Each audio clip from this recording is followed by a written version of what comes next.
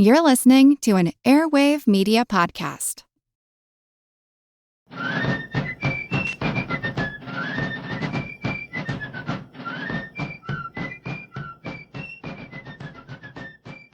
Hello, and thank you for joining the American Revolution.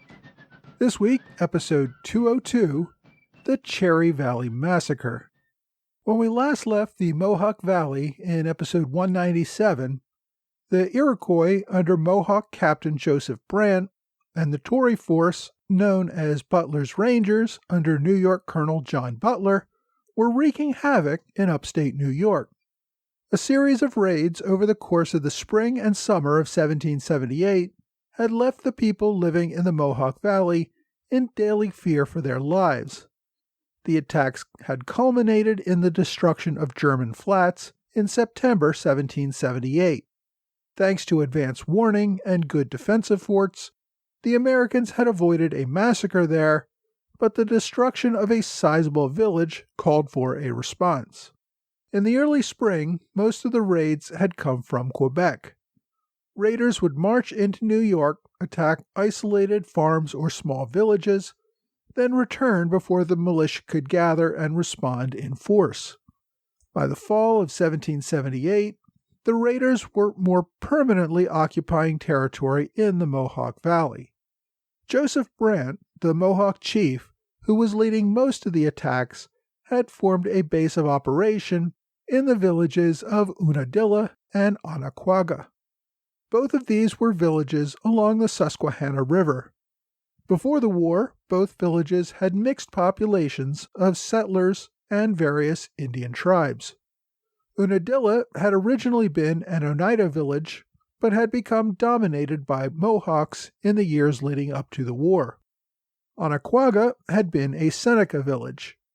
But, as I said, both villages had a mix not only of various members of different Iroquois tribes, but also some Algonquin-speaking tribes, as well as settlers of European descent. By 1778, the Oneida and any Patriot settlers had fled the area. The two villages were friendly to Brant's warriors and Butler's Rangers. They had provided shelter and supplies for the raiding armies. Following the destruction of German flats in September 1778, Patriot leaders were looking to respond in kind. New York Governor George Clinton and New York Militia General Abraham Tenbrook targeted Unadilla and Onaquaga. Governor Clinton sought permission to use Continental soldiers to perform the raid against these villages. Washington assigned Lieutenant Colonel William Butler. Now, William Butler was not any relation to the Loyalist John Butler. William had come to America with his family from Ireland years earlier and worked mostly as a fur trapper in what is today western Pennsylvania. He served as a militia officer before the war and took a commission with the 4th Pennsylvania Regiment shortly after the war began. Butler served in the Quebec campaign and later received distinction at the Battle of Monmouth. So Washington ordered Colonel Butler to raid the Indian bases in the Mohawk Valley to disrupt operations, but left the specifics of the campaign to the New York leaders. Butler marched his regiment for 4 days from Fort Schoharie to Unadilla in early October. His force of 267 men were primarily Continentals, with a few dozen New York militia joining them. When Butler's force reached Unadilla on October 6th, the warriors were away. Brant was leading a raid on an area near Kingston, New York, nearly 100 miles away. The civilians at Unadilla received word of the approaching Continentals and fled into the woods or to Onaquaga. Butler found the town virtually abandoned. They did capture 2 Tories who said most of the population had fled to Onaquaga. Butler forced the man to act as a guide, reaching Onaquaga 2 days later on October 8th. Again, the local population had received word of their arrival and abandoned the town. The Continentals burned the town of about 40 homes. Butler noted in his report that these were well-built houses with glass windows and stone fireplaces. The men also killed or ran off any animals, destroyed grain warehouses, and anything else of value. They completed their work in a few hours, then began their march back to Unadilla. They reached Unadilla again on October 10th, still abandoned.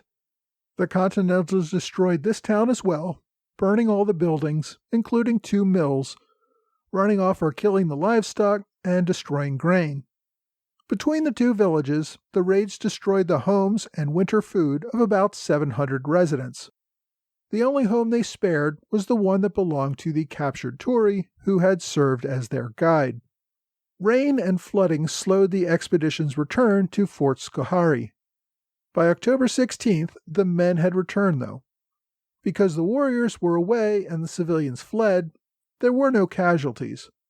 But the loss of the 2 villages was devastating to the local residents, many of whom were the families of Brant's warriors. Back in Quebec, General Friedrich Haldimand saw the series of raids conducted by Brant's Iroquois warriors and Butler's Rangers as a great success in challenging American control of upstate New York. Late in the year, he approved a raid by British regulars into New York as well. To lead the raid, Haldimand selected Major Christopher Carleton. Major Carleton was the nephew of General Guy Carleton. Major Carleton's parents had died at sea when he was only 4 years old, and his uncle assisted with his education and upbringing. At age 12, his family purchased a commission for him in the regular army. After a few years, he purchased a lieutenancy and married Anne Howard, the sister of Maria Howard, who was the wife of Uncle Guy Carleton. Young Lieutenant Carleton had served in Quebec in the years after the French and Indian War. He spent several years living with the Mohawk and learning their language. Later, he would be transferred back to England and receive a promotion to captain. In 1776, Captain Carleton was part of the relief force sent to Quebec. He served as an aide on General Carleton's staff and also led several detachments of Mohawk warriors during the 1776 campaign that included the battle at Valcour Island. The following year, he purchased a major's commission in another regiment, where his other uncle, Thomas Carleton, was a lieutenant colonel. Major Carleton had remained with his regiment in Quebec when Burgoyne's army marched into New York, eventually leading to that army's surrender at Saratoga. With Burgoyne's army having become American prisoners, the reduced garrison remaining in Quebec feared another American attack. After General Carleton returned to England, the new commander, General Friedrich Haldimand, continued to take actions to make any such American invasion more difficult. In August, Haldimand deployed a force under Loyalist leader John Peters to destroy a road that the Americans were building in the Onion Valley, what is today northern Vermont, that might be used as part of an invasion of Canada. The British group was also tasked with the capture of Colonel Moses Hazen, a Continental officer who had lived in Quebec and who was clearing the road in the Onion Valley in hopes of encouraging another U.S. invasion of Quebec. The group of Loyalists and Indians, led by Peters, failed after the Indians became unhappy with his command and insisted on returning to Canada. The Peters raid therefore petered out after the destruction of only a few homes. Haldimand then tasked Major Carleton to lead the new raid.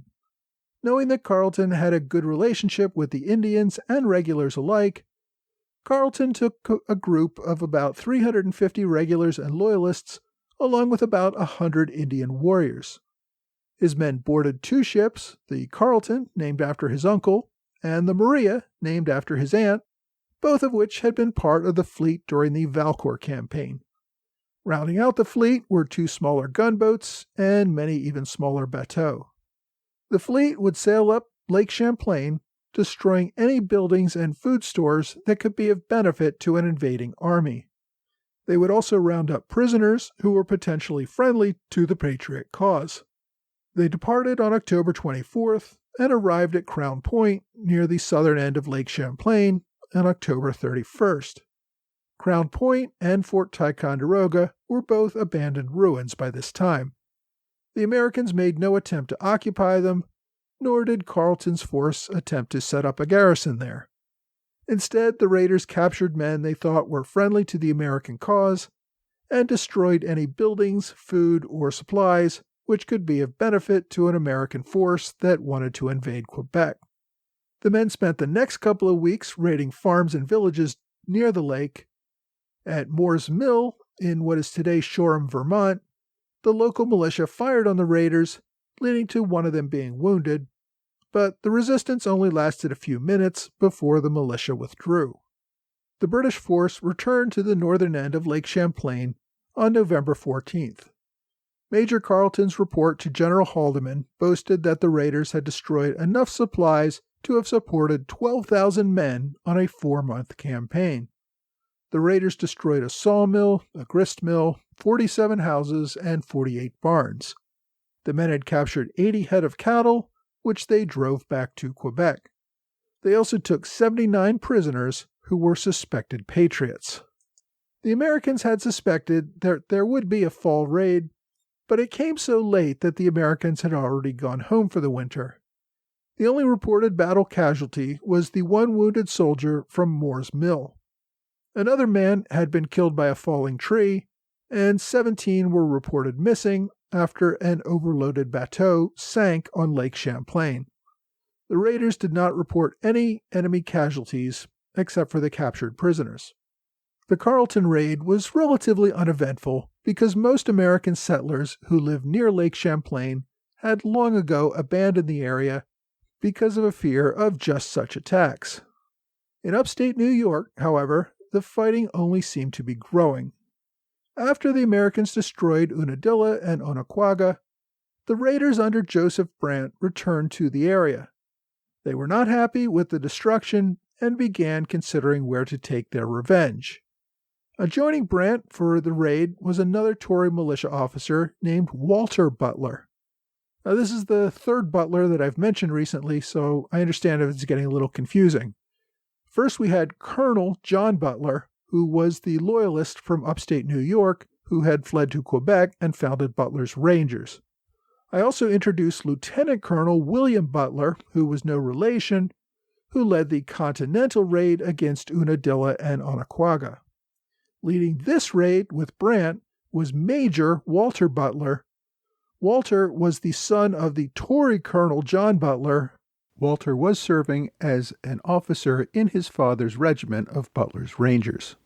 In an earlier campaign, Walter had served with Joseph Brant under General Barry St. Leger and had fought at the Battle of Oriskany. After the surrender of Burgoyne's army at Saratoga, Butler snuck back into New York from Quebec with the hopes of recruiting more loyalists for Butler's Rangers.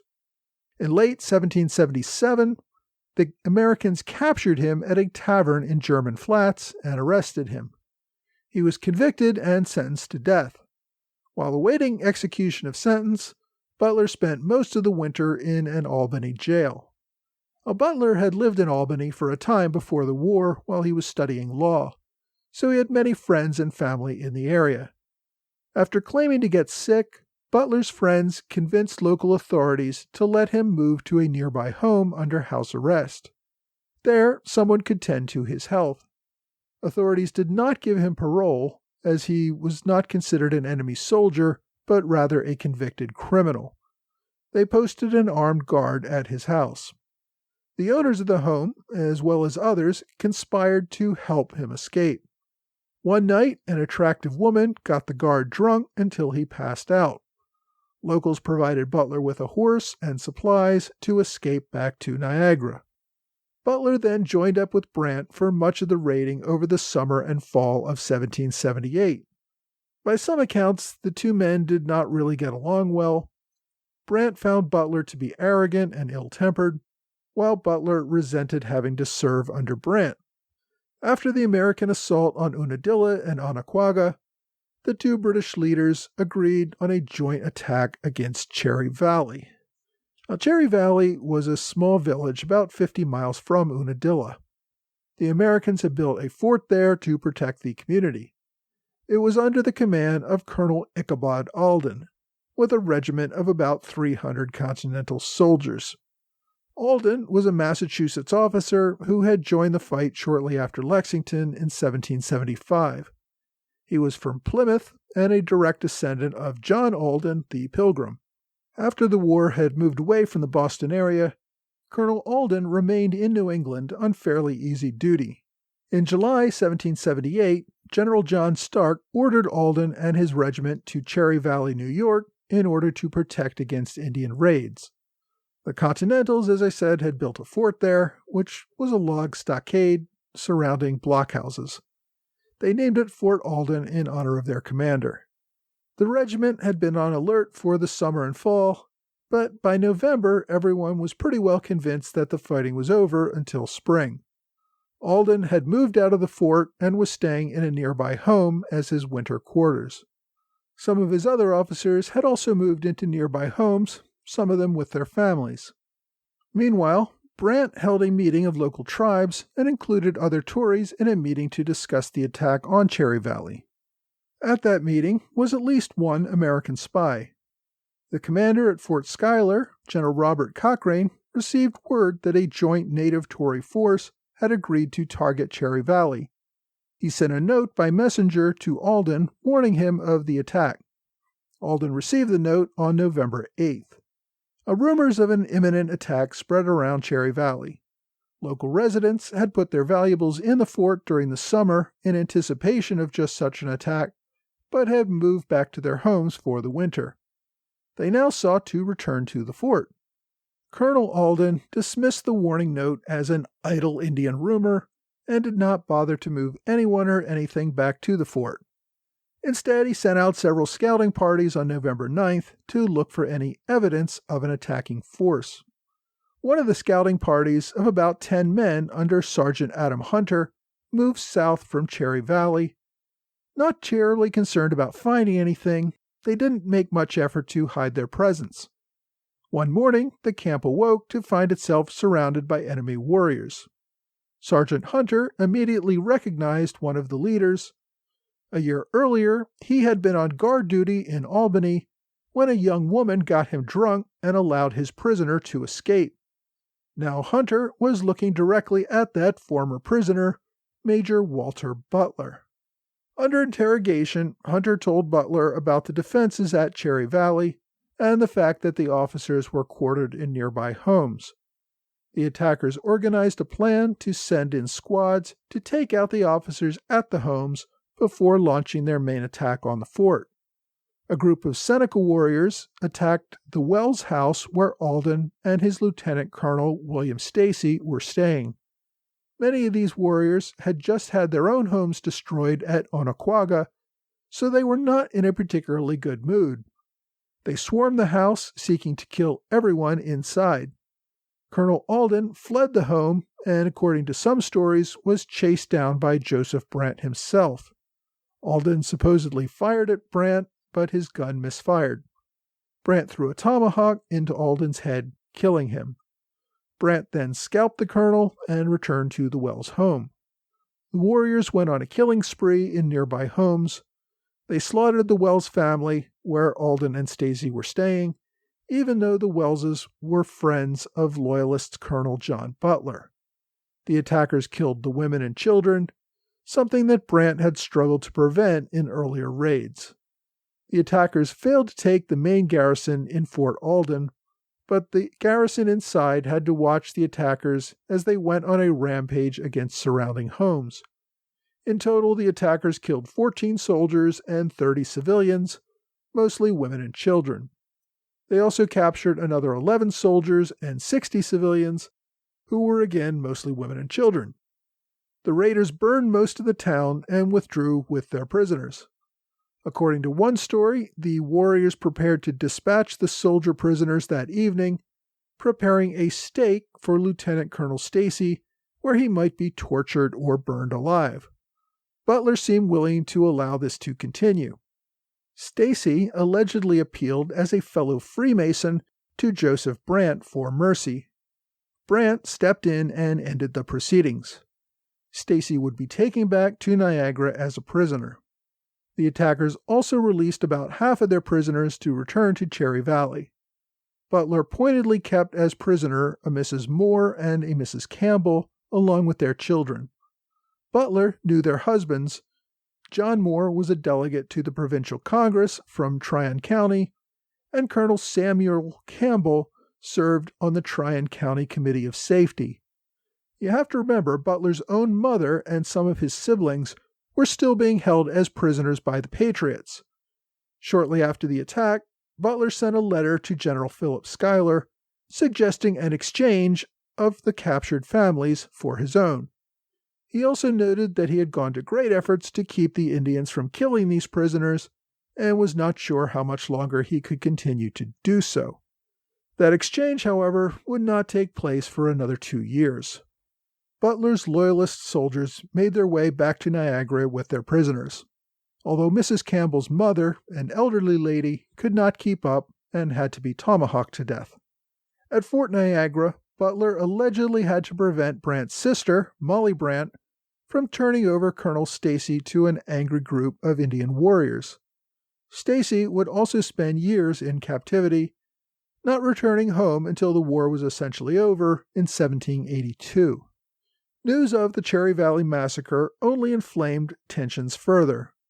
George Washington would order a campaign against the native tribes in upstate New York the following year in retaliation for these attacks. That, of course, will be the topic of a future episode. Next week, we head down to the Caribbean, where the British and French battle over the islands of Dominica and St. Lucia.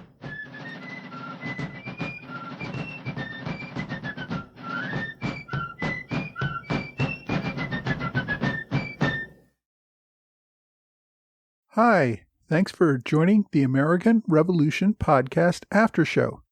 My thanks, as always, to Patreon supporters at the Alexander Hamilton Club, Trey Nance, George Davis, Lewis White, and Robert Hunter. My gratitude to Mike Hager for his support at the Robert Morris Circle. Also, longtime Patreon supporters Minuteman Matthew Vicklin and Sons of Liberty Zane Taylor. I'm pleased to announce this week the opening of the American Revolution Podcast storefront on TeePublic. You can finally get your American Revolution Podcast merchandise. We've got t-shirts, hoodies, mugs, pillows, tote bags, and plenty of other items. I've created about a dozen different designs, all using classic American Revolution imagery. Some say American Revolution Podcast, some just have the imagery. So check it out, see what you like, and if you buy anything, it helps to support the podcast. If there are other designs you would like to see, just let me know, and I'll see what I can do.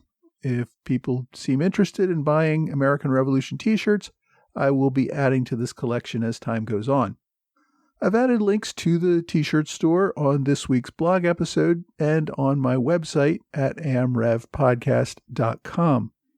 You should also just be able to go to teepublic.com, that's T-E-E, public.com, and search for American Revolution Podcast. I'm recording this ahead of time, and the store is supposed to go live on Sunday, May 23rd. I'm told that you should be able to get a 30% discount for the first 3 days that the new storefront is open, so that should be May 23rd through 25th. I'd love to get some feedback and suggestions for new designs, so feel free to reach out to me. You may also notice that I changed my music back again for this episode. For the last couple of episodes, I tried separating the main show and the after show with a short fife and drum beat. Listeners reported back that they were not happy with that, so I switched back to the fade-out music at both the end of the main show and after show. I took polls on both Patreon and Facebook, where listeners weighed in on this, and the people have spoken. So we're back to the old format for fade-out music again. I'm also firming up plans for a live meetup in Philadelphia. Right now, the plan is to meet in Washington Square in Old Town at 1:30 p.m. on Saturday, June 26th. Now, this is really going to be a casual thing. It's just get together and chat about the American Revolution. We may do a quick walk down Chestnut Street and talk about some of the historic buildings there, but that's really all I have planned. It's completely free. If you want to show up, that would be wonderful. Also, if anyone wants to meet for lunch before the event, I'm probably going to grab lunch downtown around noon, and I'd be happy to meet and talk with you over lunch as well. So pay attention to the podcast website at www.amrevpodcast.com for more details. And if you do plan to come, please let me know. If you want to grab lunch with me, let me know that too. I have my email address on the website, and I will be sure to keep you up to date on places and times via email if you sign up and say that you're coming or even that you might be coming. I think it would also be fun if people ordered American Revolution podcast t-shirts and we all showed up at the event with them. But that, of course, is just a suggestion. I want to also mention, before I get lots of angry emails complaining about my pronunciation of the village that Americans attacked in this episode, I pronounced it Onaquaga.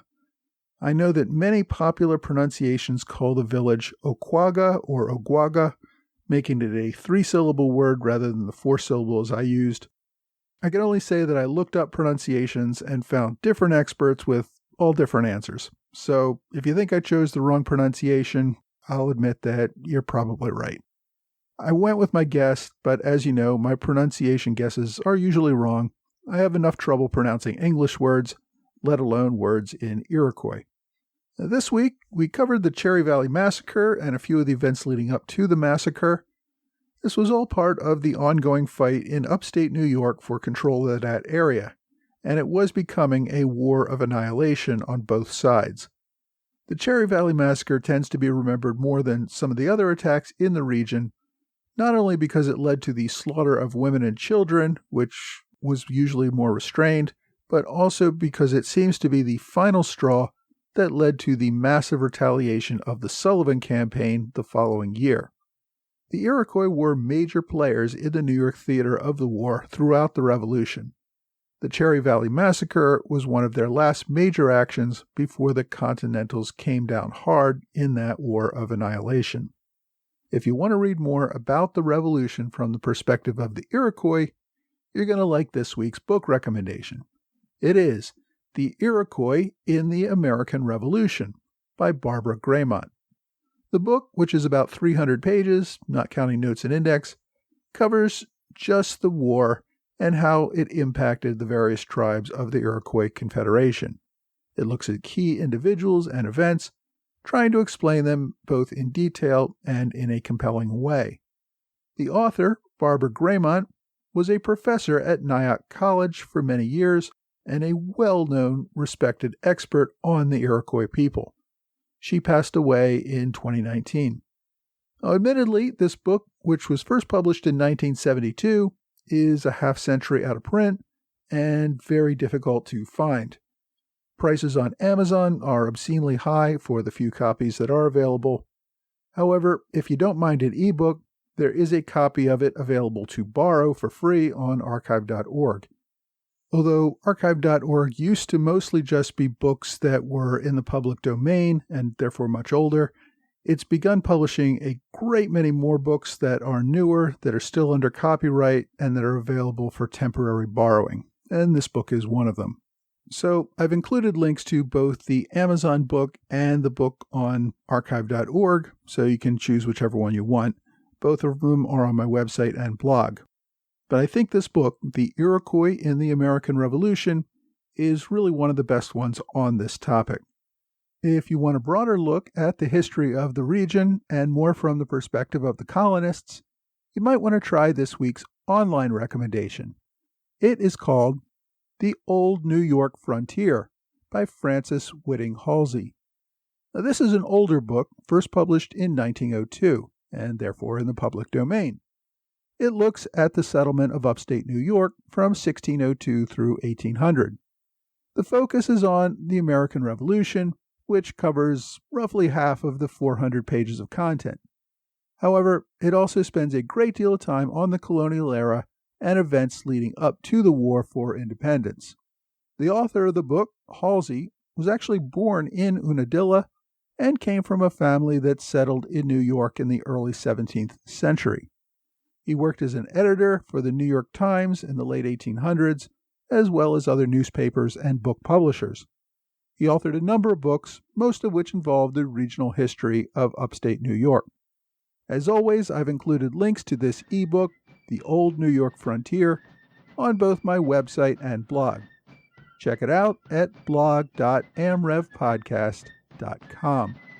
Well, that's all for this week. I hope you will join me again next week for another American Revolution podcast.